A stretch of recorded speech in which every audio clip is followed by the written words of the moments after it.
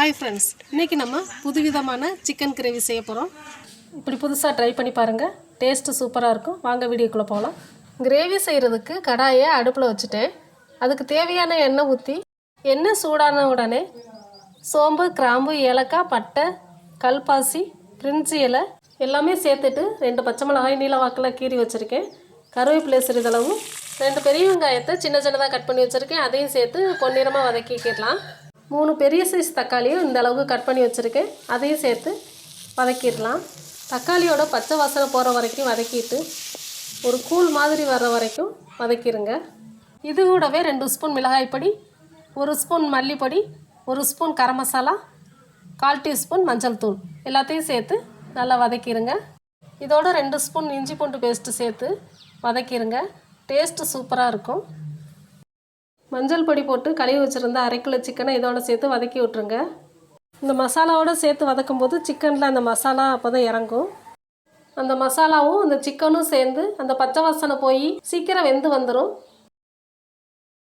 இதுக்கு தேவையான உப்பு சேர்த்துட்டு 1.5 டம்ளர் தண்ணி ஊற்றி கலந்து விட்டுறலாம். உங்களுக்கு எவ்வளோ தண்ணி தேவைப்படுதோ அவ்வளோ ஊற்றிக்கோங்க. அதுக்கப்புறமா 2 ஸ்பூன் தயிர் சேர்த்து கலந்து விட்ருங்க.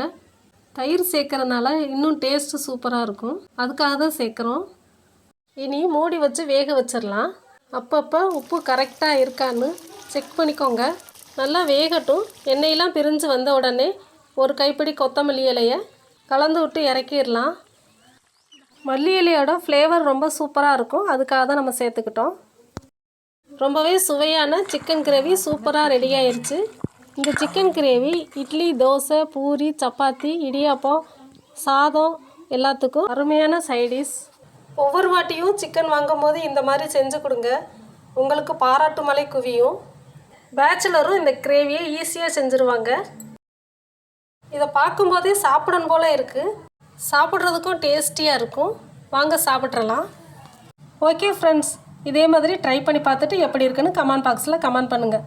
இந்த வீடியோ உங்களுக்கு பிடிச்சிருந்தா லைக் பண்ணுங்கள், ஷேர் பண்ணுங்கள், கமெண்ட் பண்ணுங்கள். மறக்காமல் சப்ஸ்கிரைப் பண்ணுங்கள்.